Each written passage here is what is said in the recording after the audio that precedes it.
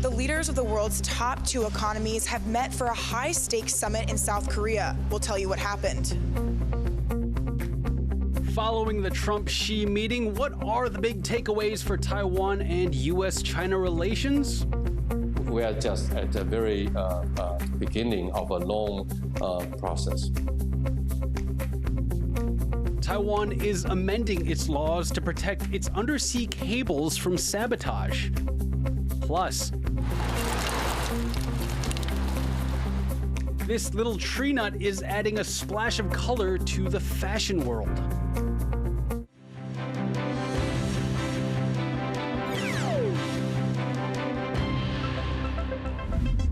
A warm welcome to TaiwanPlus News. I'm Leslie Liao. The world's attention was on South Korea as U.S. President Donald Trump and Chinese President Xi Jinping were in the country for a brief but significant meeting. The two mainly talked trade, with both sides reporting positive results. Cadence Quaranta has more from South Korea. A highly anticipated moment as the leaders of the world's two biggest economies come face to face for the first time in years. U.S. President Donald Trump had for days been talking up his meeting with Chinese President Xi Jinping in South Korea, saying it was bound to be productive. And from what he told reporters afterwards, the nearly 2-hour-long talk did not disappoint. Overall, I guess on the scale of from 0 to 10, with 10 being the best, I would say the meeting was a 12. Okay, I think it was a 12. I think very importantly, just the whole relationship is very, very important, and I think it was really good. The meeting seems to have eased ongoing trade tensions between the two nations, at least for now. Trump says U.S. tariffs on China will be lowered. In exchange, he says Xi agreed to delay tightening export controls on rare earth minerals, crucial for many U.S. technologies. China also agreed to buy more American agricultural products and help in the fight against illegal fentanyl. Trump added the two sides look set to finalize a trade deal and that he and Xi agreed to visit each other's countries in the spring. China also sounded upbeat.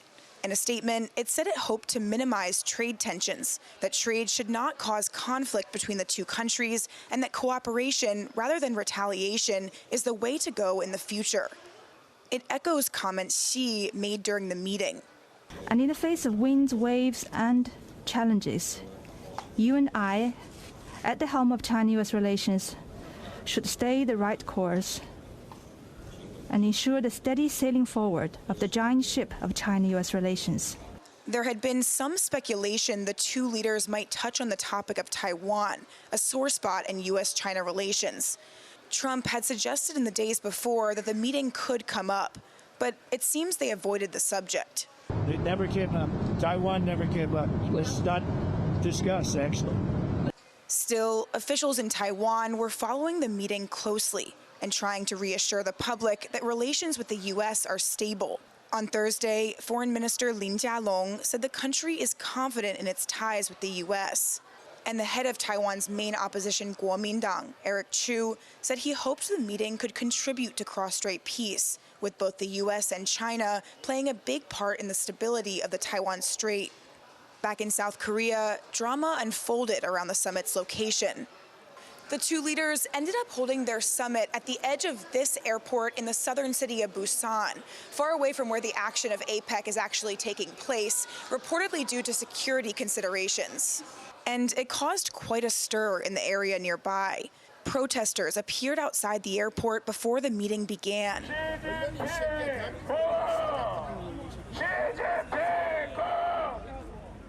And some who got too close to a crowd welcoming the Chinese president were taken away by the police.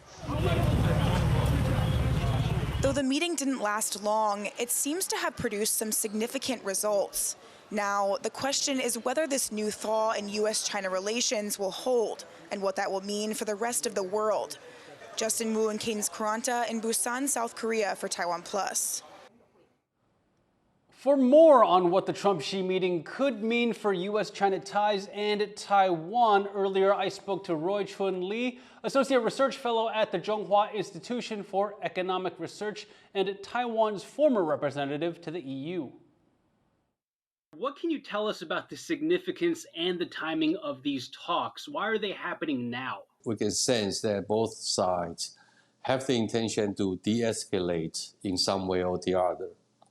So the timing is important because, again, also on the U.S. side, you can see they are rapidly wrapping up all the trade negotiation, trade deals.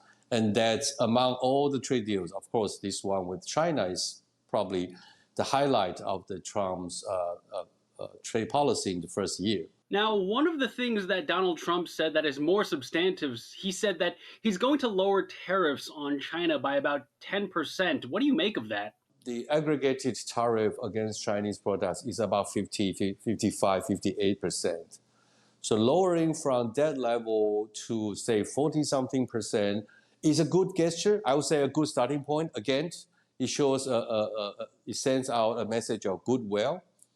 But in trade terms, 45% tariff is still a very, very high tariff. For many of the products, it's prohibitively high.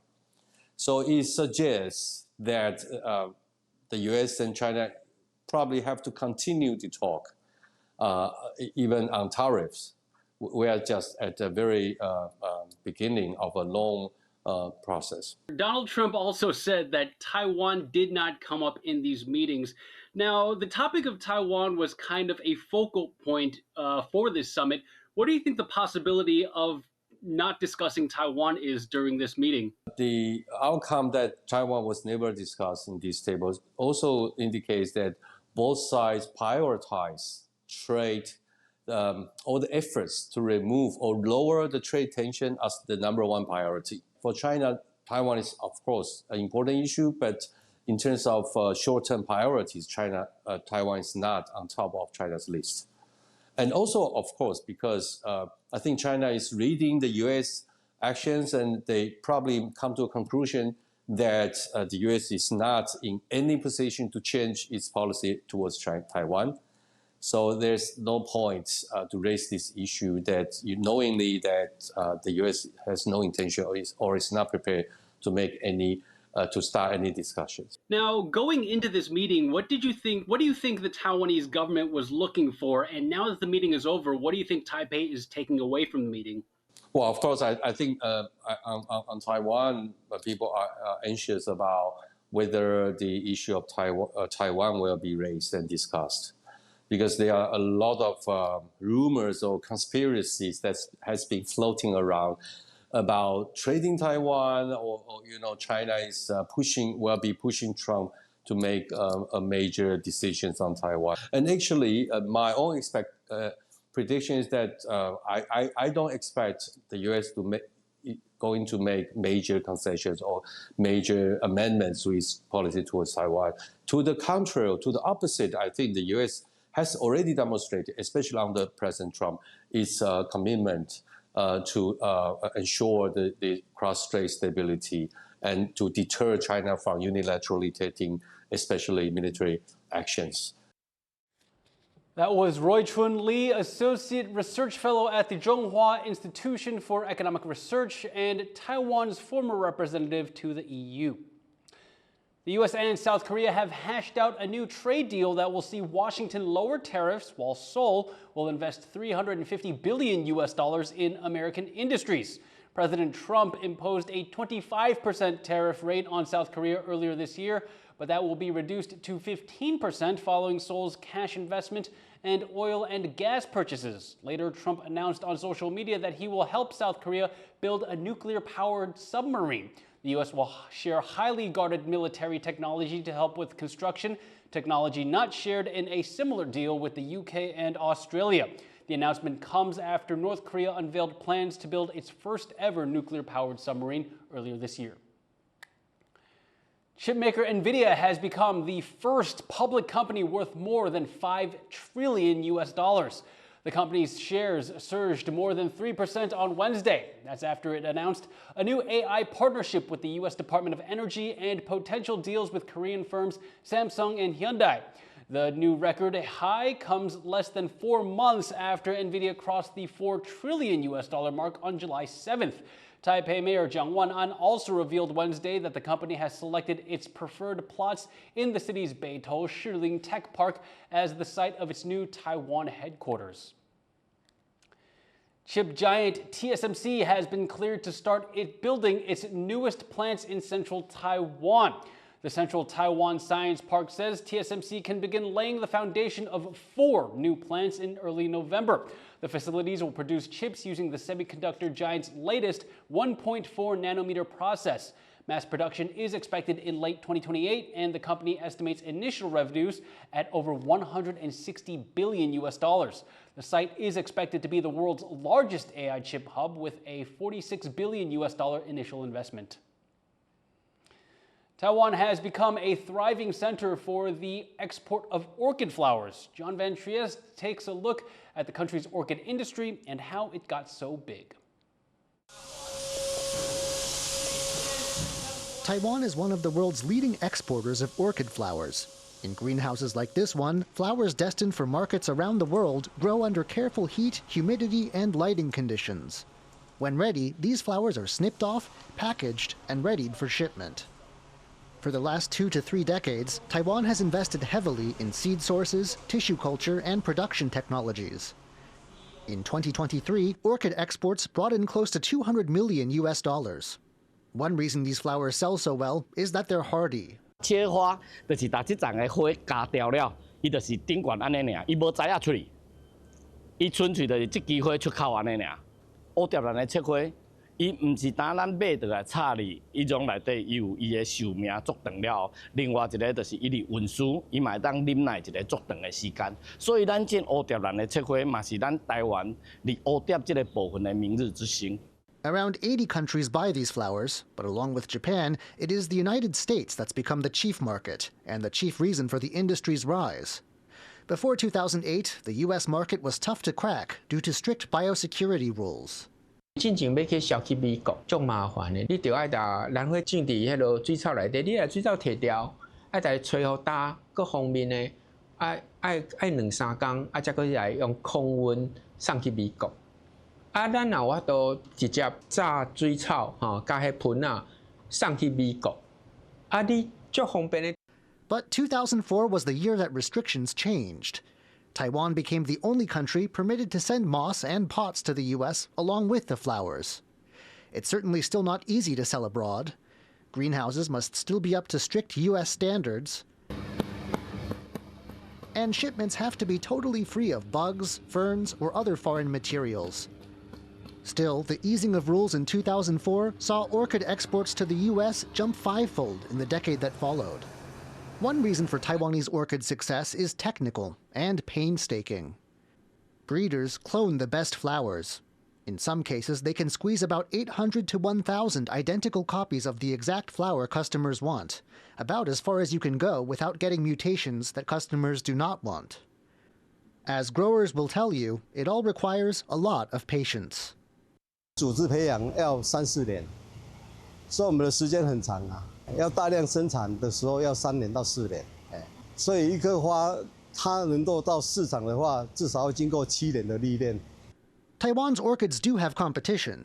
Growers are impressed with Dutch products, and China's orchid industry, while still some years behind Taiwan, is also catching up. There's also the issue of U.S. tariffs and what they'll mean for the industry. But growers in Taiwan have grown used to working with the government and research institutions, and they're confident that with enough support, Taiwan will remain the orchid kingdom. Patrick Chen and John Van Trieste for TaiwanPlus. Coming up after the break, Taiwan's cabinet pushes to hire more migrant workers so long as local workers are protected.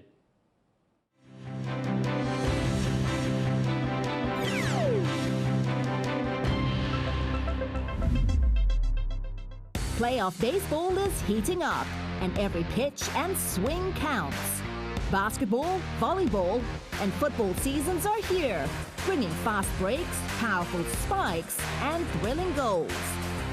From the locker room to the stands, from key plays to game-changing moments, we've got you covered. Action, highlights, and stories. Game on Taiwan, your home for sports.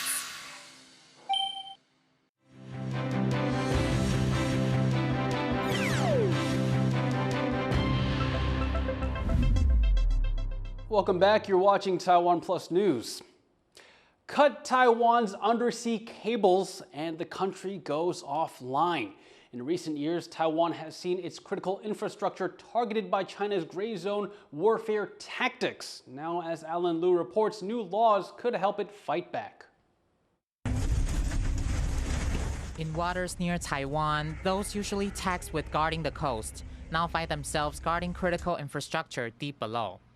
Using ships and fishing boats, China has been sabotaging the cables that keep Taiwan online. Now, changes to the law could give Taiwan a tool to fight back. 只要是扯断电缆的外力扯断，我们都视为国安件，那都会报请检察官指挥侦办。 On Thursday, changes to 3 acts: the Electricity Act, the Natural Gas Enterprise Act, and the Water Supply Act, passed the first of 3 reviews in the legislature. Their aim to protect Taiwan's key infrastructure by providing harsher punishments for those caught tampering with underwater internet, gas, water, and power infrastructure. It's all part of a broader package known as the 7 Undersea Cable Laws. These changes could allow authorities to seize vessels and charge any involved crew with up to 7 years in prison. 你把刑责拉高，那这样子的话才会有 提高它的一个嚇阻效力，所以我们做这些准备的动作，一方面防止我们被无尽的消耗，一方面也增加其他国家跟我们合作的一个意愿。But harsh punishments won't be a deterrence if perpetrators don't fear getting caught.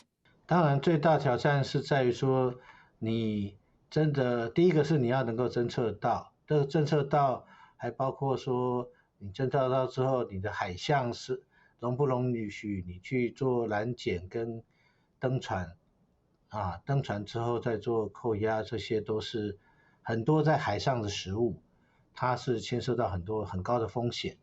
On average, Taiwan's cables are damaged or tampered with 8 times a year. These incidents, which could take Taiwan offline, expose real vulnerabilities within the country's communications lifelines. To boost cable security and deter interference, officials hope the proposed law changes will give Taiwan and its Coast Guard a new edge in the coming months.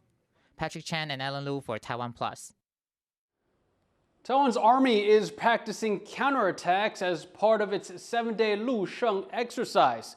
The combat drills aim to simulate real battlefield conditions, including psychological warfare tactics and decentralized command.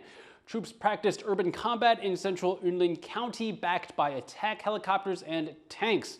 The joint forces coordinated a counteroffensive scenario against enemy positions. This is the first year of the Lu Sheng exercise, which is designed to sharpen commanders' decision-making skills and prepare troops for modern combat. Ruling Democratic Progressive Party lawmaker Puma Shen is sounding the alarm about China's hostile actions towards Taiwanese citizens. This comes after Shen was targeted by a Chinese criminal investigation. 我相信再来就是通缉了，还有这个缺席审判，所以这也是一种步步进逼。我们也会提醒相关的风险那包含了像是这个公务员啦、国会议员啦等等。 The Mainland Affairs Council, which handles relations with China, says it won't fight violence with violence by using Beijing's own methods against it. Instead, they'll continue to publicize China's activities to raise awareness among Taiwan's public. This is not the first time China has targeted Shen. He was previously listed as a Taiwan separatist and was sanctioned by China earlier this year. He is known for founding Kuma Academy, which aims to make Taiwan society more resilient against Chinese threats. Just how responsible are companies for ensuring their employees are safe if war broke out? That's the big question for nearly the 3,000 Japanese companies with a presence in Taiwan.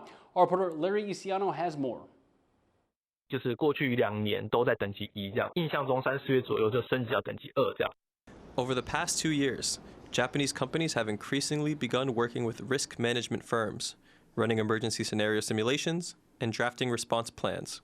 One anonymous employee at a Japanese company also revealed his firm began to give staff weekly situation reports 2 years ago as part of planning for a Taiwan emergency.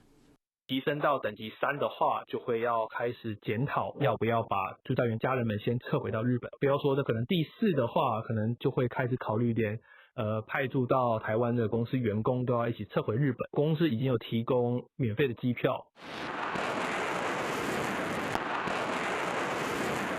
Growing Chinese military pressure on Taiwan has not gone unnoticed by Japanese companies or the risk consultancies they work with. We discuss with companies how they can protect their employees if something were to happen in Taiwan. Another consideration is how to maintain operations and supply chains in both China and Taiwan. Although slideshows detailing China's military exercises may be a source of stress for companies or employees, they've presented a newfound business opportunity for this consultancy, where the number of clients has grown since 2023. We've served about 20 companies in the last 2 years. Our business has grown rapidly since 2023, triggered by Donald Trump winning the 2024 U.S. presidential election and the ongoing war in Ukraine. Some people are wondering if East Asia is next. About 60% of companies in our survey are planning for the risk of a conflict breaking out. While business opportunities are only multiplying for risk management consultants, it's no easy task to point to the exact moment an emergency rises to the level of evacuating staff or how to provide for them afterwards. With a new pro-Taiwan Japanese prime minister, rising military tensions, and an increasing desire from companies to relocate supply chains away from China, what happens next is increasingly uncertain. Klein Wang and Larry Ciano for TaiwanPlus. Taiwan has wrapped up an anti-dumping probe into certain Chinese imports, finding that China's practices harmed Taiwanese industries. The Economy Ministry's investigation looked at flat-rolled steel and beer products imported from China between 2021 and June 2025. It says these imports rose significantly over that period, while domestic prices for the products continue to fall. The findings will next be sent to the Finance Ministry to determine whether anti-dumping duties should be imposed.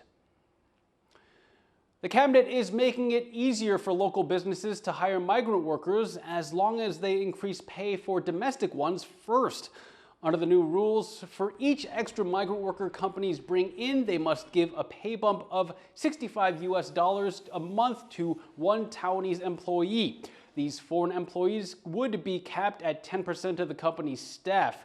Businesses would also be allowed to retain more of their skilled migrant workers, potentially allowing them to gain permanent residency. The Labor Ministry says it will set up overseas recruitment centers to help companies hire migrant workers directly and will phase out the current labor brokerage system. The new rules are meant to help retain skilled workers in Taiwan and will take effect early next year. A couple in southern Taiwan has turned betel nut, usually chewed as a stimulant, into a source of dye for clothing and accessories. It took years to perfect their techniques, but they've found ways to make over 500 shades from this single source. John Van Trieste has the story. The clothing in this shop looks like it could come from any of the major fashion brands, but it's actually part of a social and ecological experiment. The cloth all comes from the rural interior of Taiwan's tropical far south, and all the dyes come from an unlikely source. The betel nut is best known in Asia as a stimulant that is chewed, leaving the mouth stained bright red and damaging one's health in the long term. But husband and wife entrepreneurs Wang Yifan and Huang Wanjie have found in them an excellent source of coloring, able to create a range of subtle hues that are perfect for fashion. The idea to start experimenting with betel nut pigments began in 2021 at the height of the COVID pandemic, when the couple moved from Taipei back to their hometown of Neipu in Pingdong County. Betel nut trees are plentiful there, but the idea of using them to dye cloth struck many locals as bizarre. 他们一个反应也会是，为什么要做这件事情？槟榔就是拿来割，跟拿来卖，跟拿来吃啊！你要去染它干嘛？染出来的布可以做什么用？做成的东西又可以卖多少钱？又可以卖给谁？他们其实都是对这东西有很多的问号。Still, their research went on.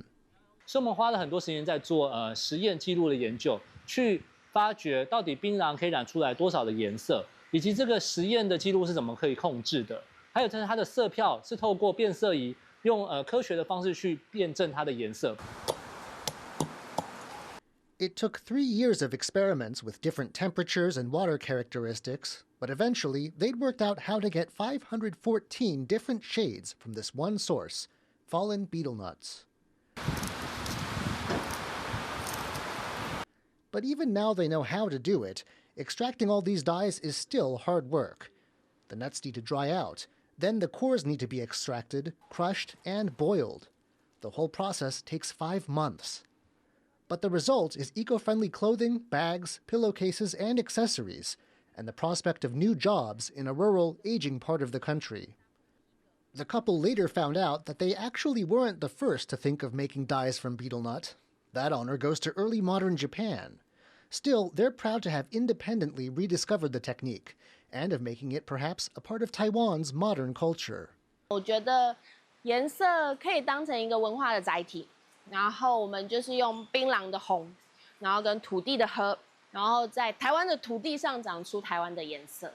With a sense of both color and style, they're putting a local product onto the mass market and carving out a new niche in the fashion world. Leon Lin and John Van Trieste for TaiwanPlus. Taiwan's judo athletes have brought home 3 more medals at the 2025 Asian Youth Games in Bahrain. Huang Naixuan claimed the top spot in the men's 60-kilogram category after defeating his opponent from Uzbekistan. Meanwhile, Bao Ruiyun and Shen Shaoyun secured bronze in the women's 40 and 44-kilogram categories. Taiwan now has 7 gold, 9 silver, and 20 bronze medals. And thank you for watching Taiwan Plus News. Before we go, with Halloween just around the corner, we take you to a zoo in the UK where animals are feasting on Halloween treats. I'm Leslie Liao. Take care and see you next time.